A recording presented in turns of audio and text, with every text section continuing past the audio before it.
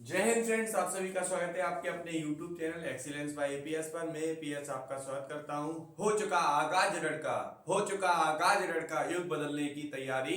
अब जीत उसी की होगी जिसका संघर्ष है जारी। तो आइए बढ़ते हैं। हमारा जो आज का टॉपिक है वो है फूड। क्या है? फूड। इसी के बारे में हम यहाँ पर डिस्कस करेंगे। इससे पहले मैंने आपको कई सारे टॉपिक करा चुके हैं। टोटल जो इन्वायरमेंट के पार्ट 6 हो चुके हैं, पार्ट 7 के बारे में यहाँ पे हम डिस्कस करने वाले हैं। और यहाँ पे आप बहुत ज़्यादा इंपॉर्टेंट क्वेश्चंस को देखेंगे क्योंकि बहुत ज़्यादा क्वेश्चन यहाँ से पूछे जाते हैं।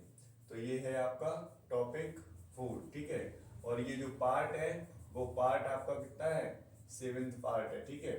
इसके बाद एक पार्ट और होगा और फाइनली आपका टेस्ट भी है लाइव सेशन में। तो आप सभी लोग जरूर जुड़े और ओएमआर शीट का मैं फॉर्मेट भेज दूंगा, उसकी एक प्रिंट आउट निकलवाएं और टेस्ट देने बैठ जाएं। फिर कितना स्कोर हो रहा है मुझे जरूर बताएं। तो आइए स्टार्ट करते हैं। फूड। फूड मीन्स होता है खाना। क्या होता है? खाना। जो हम डेली खाते हैं वही खाना, ठीक है। तो all living things need food to live. सभी जीव जंतुओं को जीने के लिए खाने की आवश्यकता होती है। Food is the basic need of our life. और खाना हमारे जीवन के लिए बहुत ही ज्यादा आवश्यक होता है। We eat food every day. The food that we eat every day is now as an diet. जो रोजाना हम खाना खाते हैं उसे हम डाइट के रूप में जानते हैं। किसके रूप में? डाइट कहते हैं। We need food because it helps us to grow and it gives us energy to work, play and also keeps us healthy and strong. अगर हम रोजाना खाना खाएंगे तो खाने से मिलने वाली एनर्जी से हम काम कर सकते हैं और भी कई सारी चीजें कर सकते हैं। We need food at a regular interval as such as। हमें रोजाना खाना खाने से पहले किन बातों का ध्यान मतलब जो खाना खाते हैं वो किस तरह से? We eat our breakfast in morning. आप ब्रेकफास्ट मॉर्निंग में करते हैं। We take lunch in the afternoon. और लंच का आप करते हैं आफ्टरनून में। During the evening we drink in tea और मिल्क। और इवनिंग के दौरान आप टी और मिल्क को पीते हैं। At night we take in dinner. और रात के समय आप खाना खाते हैं डिनर के रूप में, ठीक है। Kind of food. यहाँ पे कई प्रकार के फूड के बारे में डिस्कस किया जा रहा है तो इसको जरूर देखें। Energy giving food. वो फूड बताइए जो एनर्जी गिविंग होते हैं। तो आइए देखते हैं। सब फूड सच है जैसे कि राइस होता है। क्या होता है? राइस। बीट होता है, पटेटो होता है, शुगर होता है। Are rich in carbohydrate. इनमें सबसे ज्यादा मात्रा में क्या पाया जाता है? कार्बोहाइड्रेट। आपको एक एग्जांपल दे रखा होगा, निम्न में से कार्बोहाइड्रेट किसमें पाया जाता है तो आपको बताना होगा। फिर carbohydrates gives us quick energy. जो कार्बोहाइड्रेट होते हैं वो बहुत ही जल्दी एनर्जी देते हैं। जैसे आपने प्लेयर्स वगैरह को देखा होगा, उन्हें कोल्ड ड्रिंक वगैरह दी जाती है, इसी वजह से दी जाती है। कोई ड्रिंक दी जाती है या कुछ खाने के लिए दिया जाता है जिससे उन्हें बहुत ही जल्दी एनर्जी मिल सके। और वो कार्बोहाइड्रेट के रूप में होते हैं। किसके रूप में? Carbohydrate. Childrens need lots of carbohydrate to work and play. और जो छोटे छोटे बच्चे होते हैं उन्हें बहुत ही ज्यादा कार्बोहाइड्रेट की आवश्यकता होती है क्योंकि वो दिन भर खेलते रहते हैं ना। तो इसीलिए आपने छोटे बच्चों को देखा होगा वो बार बार खाना भी खाते रहते हैं जिससे उन्हें एनर्जी मिलती रहे। नेक्स्ट यहाँ पे दे रखा है उसके बाद बॉडी बिल्डिंग फूड, है ना। तो आपने देखा होगा जिम वगैरह लोग जाते हैं तो वहां पे उन्हें बताया जाता है, सजेस्ट किया जाता है कि आपको इस तरह के खाना खाना चाहिए। Body building food. सब फूड सच है जैसे कि मिल्क है, चीज है, चिकन है, एग है एंड पीस है। ये सभी बॉडी बिल्डिंग फूड होते हैं। कौन से होते हैं? Body building food. Help to build our in muscles and bones. ये हमारी हड्डियों और मसल्स को मजबूत करते हैं। They also help us to body grow and to repair the damage part of our body. और ये हमारे बॉडी के डैमेज पार्ट को सही करने का भी काम करते हैं। Such food are rich in protein. कुछ जो फूड होते हैं उनमें बहुत ज्यादा अच्छी मात्रा में प्रोटीन पाया जाता है। That is why childrens are asked to eat lots of protein and rich foods because they help us to them and grow and repair and damage part of their body। और जो हमारी body के damage part होते हैं वो भी इनकी सहायता से क्या किए जाते हैं? रिपेयर। इसीलिए बच्चों को सजेस्ट किया जाता है ज्यादा से ज्यादा प्रोटीन युक्त खाना देना चाहिए जिससे उनकी बॉडी अच्छे से बिल्डअप कर सके। फिर आता है protective food to gives good health. अगर आपको अच्छा स्वास्थ्य चाहिए तो we need vitamin and minerals. तो आपको विटामिन और मिनरल्स की क्या होगी? अति आवश्यकता होगी। Vitamin and minerals are now as in protective food. इन्हें हम प्रोटेक्टिव फूड के नाम से जानते हैं। They protect the body from diseases. और ये हमारे बॉडी को डिसीज से बचाते हैं और हमारी बॉडी को अच्छा रखते हैं। Vitamin and minerals are found in vegetable and fruit. आपसे पूछा जाएगा जो वेजिटेबल और फूड होते हैं उनमें क्या पाया जाता है, तो विटामिन पाए जाते हैं। क्या पाए जाते हैं, vitamin. They are required by the in body is in small quantity and fruit in vegetable help us to grow and strong and remains healthy। और जो आपकी बॉडी होती है उसे हेल्दी रखने में भी सहायता करती है। फिर आता है बैलेंस डाइट। जो रोजाना आप खाना खाते हो, आपने देखा होगा एक समय ऐसा आता है जब हम खाना खा रहे हैं तो हमें लगता है अब नहीं खाना चाहिए, तो वो होती है डाइट। आप लग रहा है कि थोड़ा चलो और खा लेते हैं, पर ऐसा नहीं करना चाहिए। आपको लिमिट मात्रा में ही खाना खाना चाहिए जिससे आपको एनर्जी मिल सके। अगर ज्यादा खा लोगे तो आपको फिर आलस्य आता है, ठीक है। A diet that has all the nutrition such as जैसे कार्बोहाइड्रेट है आपका, एंड फैट्स है, प्रोटीन्स है, मिनरल्स है एंड विटामिन्स है, the right quantities are known is in balance diet. आप इन सभी की जो मात्रा आपकी बॉडी को रिक्वायर है उसको लेना ही क्या कहलाता है, बैलेंस डाइट कहलाता है। फैट जो ऑयली चीजें होती हैं उनमें फैट ज्यादा पाया जाता है। Therefore, we should take in balanced diet in every day, along in plenty of water and keeping ourselves in healthy and strong। अगर आप निश्चित मात्रा में बैलेंस डाइट को रोजाना लेते हो तो आपकी बॉडी हमेशा स्वस्थ रहेगी और अच्छी रहेगी, ठीक है।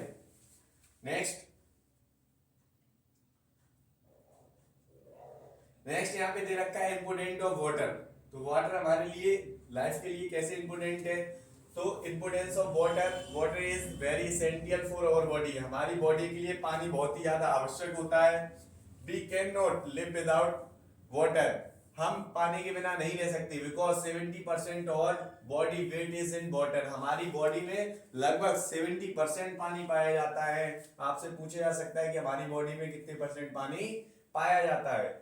आप कमेंट सेक्शन में बताओ कि अर्थ पर कितने परसेंट पानी पाया जाता है, ठीक है। सभी बच्चे बताएंगे अर्थ पर कितने परसेंट वाटर अवेलेबल है। Water does not in contains any nutrients but still is an important because it keeps us in healthy। और ये हमारी बॉडी को हेल्दी बनाने में भी हेल्पफुल होता है। It help to and throw out of the waste from in our body and it's also help in digest the food। और ये हमारे खाने को डाइजेस्ट करने में भी क्या होते हैं, हेल्पफुल होता है। कौन, water. We must drink 8 glasses of water in every day. लगभग आपको 8 ग्लास पानी रोजाना पीना है जिससे कि आपकी बॉडी की जो पानी की रिक्वायरमेंट है वो पूरी हो सके। पानी हमें क्या देता है, ऑक्सीजन भी देता है। इसका जो फॉर्मूला होता है वाटर का H2O होता है। क्या होता है, H2O। इसमें हाइड्रोजन और ऑक्सीजन को मिला के भी हम वाटर बना सकते हैं। प्रॉपर फूड हैबिट्स, हमारी जो हैबिट्स होनी चाहिए प्रॉपर होनी चाहिए। अगर कभी भी लगता है कि हमें सुबह खाना खा रहे हैं फिर खा रहे हैं फिर खा रहे हैं तो समस्या और हमें बीमारी भी हो सकती है। अगर आपका निश्चित समय होगा, जैसे सुबह में नाश्ता, दोपहर में खाना, फिर शाम को चाय या नाश्ता, फिर उसके बाद रात में फिर खाना, तो ये अच्छी हैबिट्स है ना। ऐसी हैबिट्स को यूज करोगे तो आपकी बॉडी भी बनेगी और पतलापन नहीं रहेगा। Proper food habits are in equal important for in good health. आपको हमेशा प्रॉपर मात्रा में ही फूड को लेना है जिससे आपकी हेल्थ कैसी रह सके, अच्छी। फूड एट फिक्स आवर, आपको निश्चित घंटों के अंतराल से ही खाना खाना चाहिए। We should take our breakfast, lunch, dinner at a fix hour and we should not eat all time and it bad for our health. हमें मतलब रेगुलर खाना नहीं खाना चाहिए, कुछ घंटे का गैप देकर ही खाना खाना चाहिए। अगर आप रेगुलर खाते हो तो पाचन अच्छे से नहीं हो पाता है और कहीं ना कहीं आपको बॉडी को जो एनर्जी चाहिए रहती है वो एनर्जी नहीं मिल पाती। इसीलिए कहा जाता है कि आपको जब खाना खा रहे हो उसके बीच में जब दोबारा खाना खाओगे तो कुछ घंटों का गैप होना चाहिए, ठीक है। जो लोग ऐसा नहीं करते वो बीमारी का शिकार भी हो जाते हैं। फिर आता है क्लीन फूड।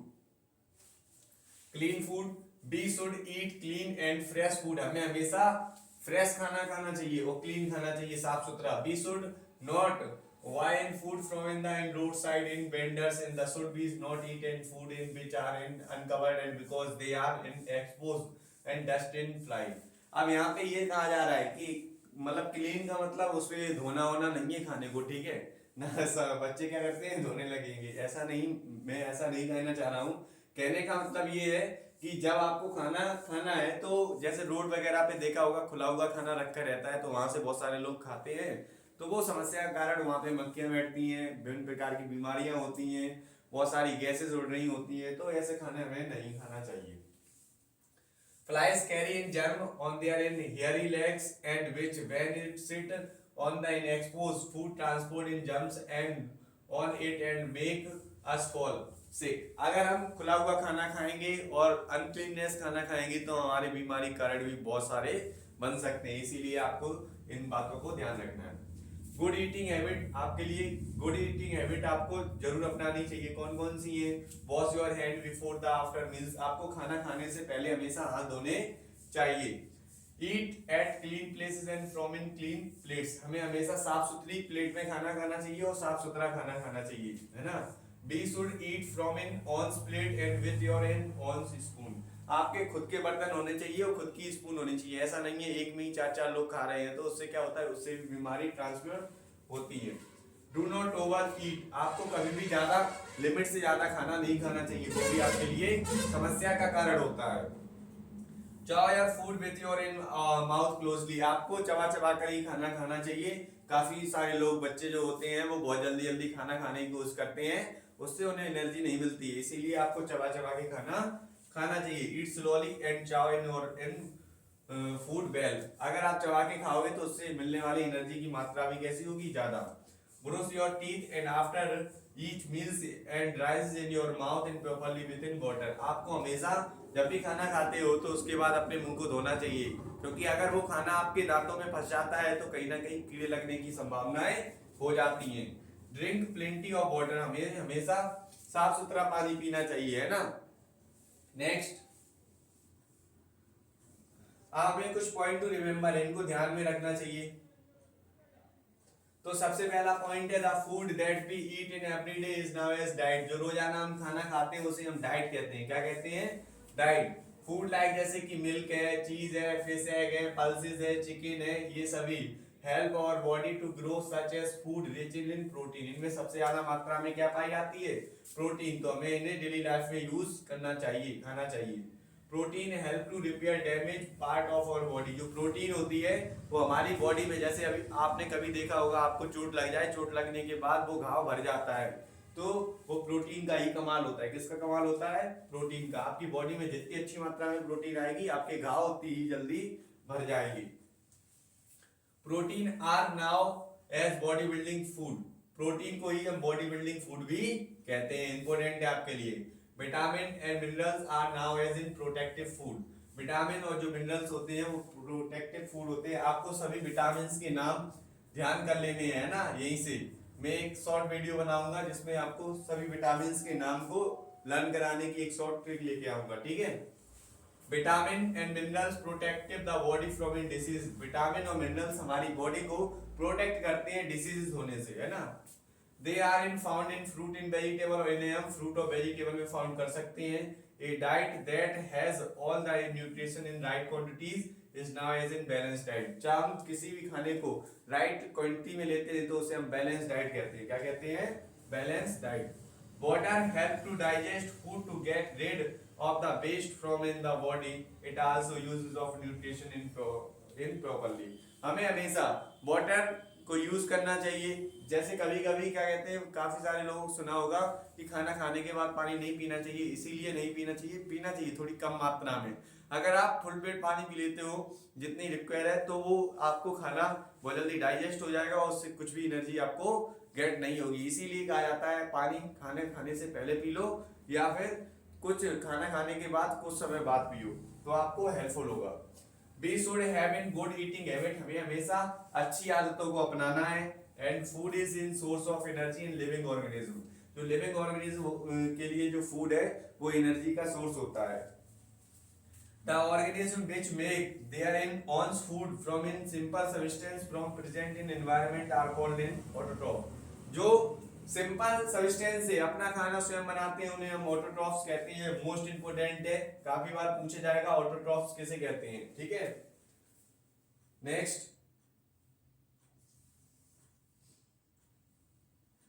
फिर यहाँ पे है आपका the mode of nutrition autotroph is called in autotrophic, जिस माध्यम से ऑटोट्रॉफ अपना खाना प्राप्त करते हैं उसे हम ऑटोट्रॉफिक मोड कहते हैं। The organism which can not make their food and depend on in others for their food are called in heterotroph.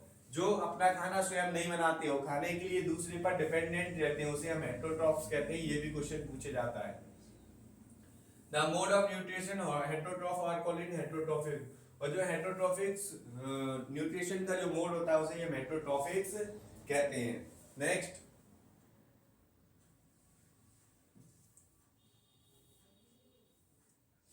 फिर यहाँ पे बोला गया है कि हेटेरोट्रॉफिक्स आर थ्री टाइप्स। हेटेरोट्रॉफिक्स कितने टाइप के होते हैं? थ्री टाइप के। यहाँ से क्वेश्चन बनेगा, मोस्ट इंपोर्टेंट है आपका, लिख लो आप, ठीक है। 2024 के लिए यहाँ से क्वेश्चन जरूर बनेगा। Herbivores plant and eaters in carnivorous. जो हार्बीवोरस होते हैं वो प्लांट को खाते हैं, कार्निवोरस क्या खाते हैं? मीट खाते हैं, एंड ओमनिवोरस प्लांट और मीट दोनों ही खाते हैं। ये काफी बार पूछा जाता है। जो हार्बीवोरस होते हैं, जैसे आपने हिरण वगैरह देखा है, वो हार्बीवोरस है। कार्निवोरस कौन है? जैसे टाइगर और जो शेर है वो कार्निवोरस है, फॉक्स भी है।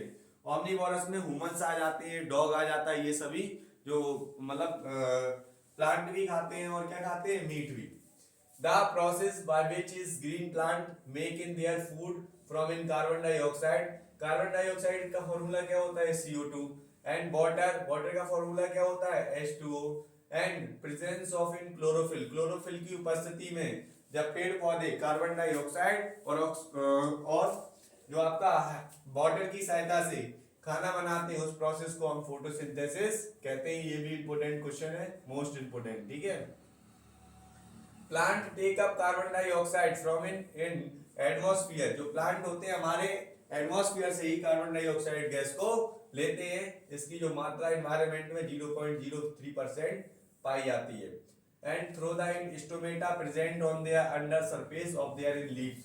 और जो आपके स्टोमेटा होते हैं वो पत्तियों के उसमें पाए जाते हैं, और जब ये पेड़ पौधे अपना खाना बनाते हैं उस दौरान ये खुलते हैं और कार्बन डाइऑक्साइड को ऑब्जर्व करते हैं, ऑक्सीजन गैस को छोड़ते हैं।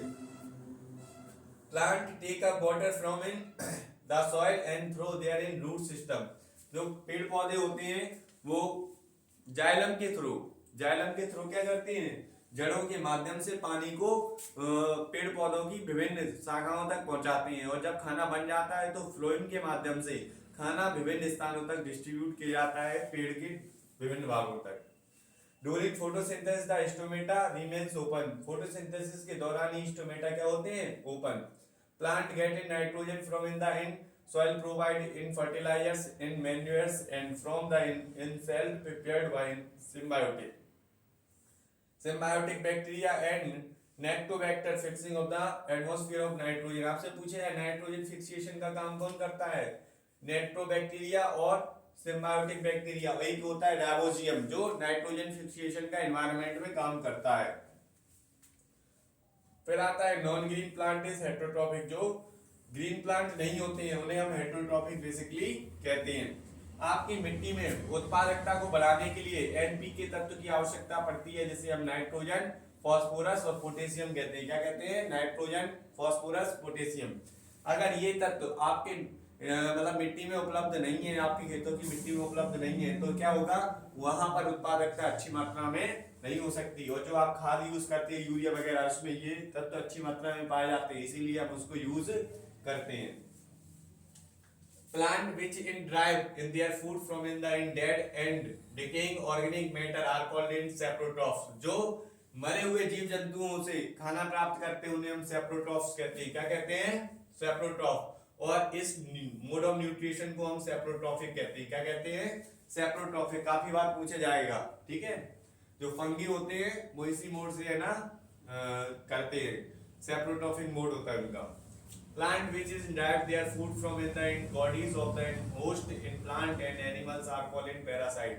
आपने देखा होगा जैसे अमरवेल होता है, कैसपट्टा बोलते हैं उसे, तो ये हरे ग्रीन कैसे भी पेड़ पौधे हो उन पर डिपेंडेंट होते हैं। उस पर अगर इनको डाल दिया जाए तो वो पूरे पेड़ पौधे को सुखा देते हैं, और पेड़ पौधे जो खाना बनाते हैं पेड़ पौधे को खाना नहीं खाने देते हैं, ये खुद ही खा जाते हैं और अपनी संख्या बहुत जल्दी बढ़ाते हैं, और बहुत जल्दी जिस पेड़ पे डाला जाता है वो पेड़ पूरा का पूरा सूख जाता है। These plant undergo in parasitic mode of nutrition। इनमें जो मोड होता है वो पैरासाइटिक मोड होता है। The green plant which is in make their own food depend on insect and nitrogenous food of in called in and insectivorous। आपने देखा होगा जो एक पिचर प्लांट होता है इस टाइप का, इस शेप का होता है, उसमें क्या होता है, उसमें नाइट्रोजन की कमी होती है। अब जब कोई कीड़ा मकोड़ा बहुत ही खूबसूरत होता है तो कीड़े मकोड़े आकर्षित हो जाते हैं, वो यहाँ बैठते हैं तो वो जस्ट ऐसे बंद कर लेता है। बंद करने के बाद उससे पूरी नाइट्रोजन को गेट कर लेता है और जिससे अपने खाने बना सकता है, क्योंकि उसके पास नाइट्रोजन की कमी होती है और ऐसे ही उसका जीवन चलता रहता है। Some plant are totally in parasitic, कुछ प्लांट पैरासाइटिक होते हैं totally, and various other may be in parasitic. And the two plant which live together part of the in same plant in mutually and help each others are called in symbiotent. क्या होते हैं, जब एक ही पेड़ पर दो पेड़ आपस में साथ में रहकर जीवन बिताते हैं, उस प्रोसेस को हम symbiotent कहते हैं। They share in symbiotent mode of nutrition and such relationship in mutually helping in each other's is called in symbiosis. आपने देखा होगा कुछ symbiosis process, जैसे आपने देखा होगा जो पशु वगैरह होते हैं, पशुओं का काम क्या होता है, जो पशु होते हैं जब वो चरते हैं किसी भी स्थान पर, तो चरने के दौरान वहां पर जो घास खाते हैं तो उस उनके ऊपर कभी कौवा चिड़िया बैठी हुई देखी होगी आपने, तो जब वो घास खाते हैं तो उनसे छोटे छोटे कीड़े मकोड़े निकलते हैं घास के नीचे, तो वो जो पक्षी होते हैं वो उनको खाते हैं, तो इसमें किसी किसी को भी कोई नुकसान नहीं होता है और आपस में रहकर जीवन बिता लेते हैं, उस दोनों लोगों के खाने की पूर्ति हो जाती है। Nitrogen of the soil can be in replaces by using in manure and fertiliser in crop rotation method. हमें हमेशा ध्यान रखना चाहिए जो नाइट्रोजन होता है उसमें मैन्योर फर्टिलाइजर्स पाए जाते हैं और जिससे आपकी फसल की उत्पादकता अच्छी हो सकती है। तो आइए हम क्वेश्चंस की प्रैक्टिस करते हैं, ठीक है। बहुत ही ज्यादा इंपोर्टेंट क्वेश्चंस आपके लिए यहाँ पे। क्वेश्चन नंबर फर्स्ट है यहाँ पे, ग्रीन प्लांट कैसे होते हैं, हार्बोरस होते हैं। The name of the process by which is green plant make their food, वो प्रोसेस बताइए जिसके दौरान पेड़ पौधे अपना खाना स्वयं बनाते हैं। इंपोर्टेंट है 2024 के लिए, तो वो प्रोसेस है फोटोसिंथेसिस, क्या है, और ये भी इंपोर्टेंट है। The most effective light of photosynthesis is, तो ब्लू और red. Next question number 4, which of the following will give blue colour with the iodine solution, तो स्टार्च जो होता है ब्लू कलर कर देता है आयोडीन सॉल्यूशन का, ये भी इंपोर्टेंट है। And the gas produced during the photosynthesis, ये भी इंपोर्टेंट है। फोटोसिंथेसिस के दौरान कौन सी गैस प्रोड्यूस की जाती है, तो ये होती है आपकी कार्बन डाइऑक्साइड। कौन सी होती है, कार्बन डाइऑक्साइड। फिर नेक्स्ट है आपका यहाँ पे, the mode of nutrition shown in the and mistletoe, तो ये होता है पैरासाइटिक, ठीक है। फिर नेक्स्ट है यहाँ पे, the long day plant is, long day plant कौन से होते हैं, टमाटो होता है। The growth of plant in differs from the in growth of animals in beings, ये होता है लोकलाइज्ड। नेक्स्ट है question number 12, seedless tomatoes are produced by, seedless जो टमाटो होते हैं उन पे spraying in hormones on flowers. Next है question number 13, in germinating cereals and amylases synthetic is an stimulated why, तो ये होता है विबलेंस, ठीक है। Next question number 40, an apple tree can be made to bear in large size in fruit, तो ये होता है thinning of the in blossom. Next, इन क्वेश्चंस को, सभी क्वेश्चंस को प्रैक्टिस करना है आपने, और आप व्हाट्सएप ग्रुप से ज्वाइन हो जाओ, इसका पीडीएफ आज भेज दिया जाएगा व्हाट्सएप ग्रुप पर, और सभी जो चैप्टर टॉपिक हमने कराए हैं उनको कंप्लीट कर लेना है और वीडियोस को भी देखते जाओ, और दोस्तों को व्हाट्सएप ग्रुप से और यूट्यूब चैनल से जरूर जोड़ें जिससे कि वो भी अच्छी तैयारी कर सकें। Question number 7, which part of the plant take up carbon dioxide from air in for photosynthesis, तो स्टोमेटा इसका सही आंसर है, ये भी इंपोर्टेंट है। क्वेश्चन नंबर 8, अमर विल इज एन एग्जांपल, ये मोस्ट इंपोर्टेंट है 2024 के लिए, तो ये पैरासाइटिक, ठीक है। Parasite, plant response for environment mainly through, तो ग्रोथ के लिए जो है ना एनवायरनमेंट पे डिपेंडेंट होते हैं। नेक्स्ट है आपका, if the end tip of the end seedings is cut off growth of as well as in bending in cases of because is in hampers protect perceptions of the light in stimulus. Next है root caps in takes part is, तो ये दोनों होते हैं protective of root tip and control of in geotrophics movement. Next, जो भी question important है उन को आपको बहुत अच्छी तरह से करना है, क्योंकि मैं आपको बताता जा रहा हूँ और बहुत ज्यादा इंपोर्टेंट रहने वाले हैं आपके लिए, ठीक है। Herbicides kill plant vine and inhibiting, तो फोटो फोटो स्टीम्स टू, ठीक है। Soil in salinities is measured by, तो इसे हम कंडक्टिविटी मीटर जो होता है उसकी सहायता से इसकी हम सैलिनिटी को नापते हैं। And terracing is done by, hilly area में टेरेसिंग की जाती है। Soil fertility is reduce by intensive agriculture में जो है ना सॉइल फर्टिलिटी रिड्यूस हो जाती है। नेक्स्ट है आपका which of the following is absent in the plant as nitrogen, ये भी इंपॉर्टेंट है आपका। Number of the in element needed for in healthy growth of development of the plant is 16, इसका सही आंसर है। Next question number 29, whose for the in first time of the introduced term is pure line, है ना, तो Johnson ने use की थी, है ना। Next question number 30, sun loving plant are now as इन्हें हम हेलोफाइट कहते हैं, ये भी इंपोर्टेंट है आपके लिए। हेलोफाइट कैसे कहते हैं, सन लविंग जो प्लांट होते हैं उसे हम हेलोफाइट कहते हैं। Top 4 crops in term in for annually yielding to in families, तो ये सोलनेकाई ऑफ इन पोकेआई, ठीक है। नेक्स्ट है क्वेश्चन नंबर 32, हाइब्रिड इन विबगॉस इज इन एरोडेटेड थ्रू, तो ये रिपीटेड सेल्फिंग, इसका correct answer. Question number 33, objective of plant in breeding is B all of this, better quality, better yielding and disease resistance in varieties, D option इसका correct answer है। सभी question practice जरूर करें सभी बच्चे, ठीक है।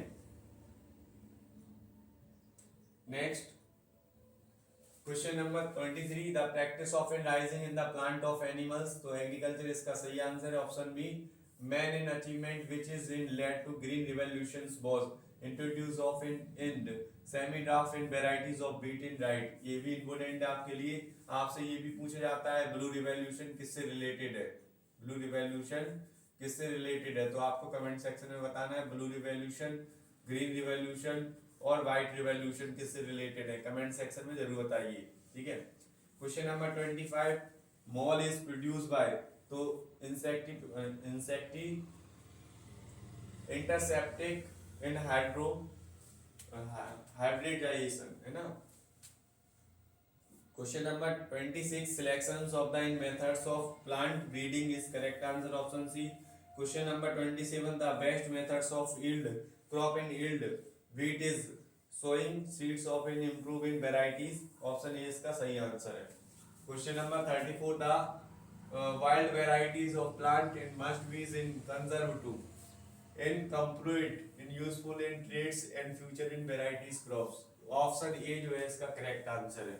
Question number 35, which of the following is in and insecticides used to in killings in and boring staph of insect, तो इसका जो सही आंसर है ऑल ऑफ दीज, ठीक है। मेलाथॉन, थैलाडन एंड लाइलेथाइड। Question number 36, river valley system of irrigation is useful in, तो ये वेस्टर्न गेट्स में भी, कर्नाटका में भी और केरला सभी जगह इंपोर्टेंट है, ठीक है। Next, pesticide is included, most important है ये क्वेश्चन। पेस्टिसाइड, इंसेक्टिसाइड और फंगिसाइड मोस्ट इंपोर्टेंट है 2024 के लिए, ठीक है।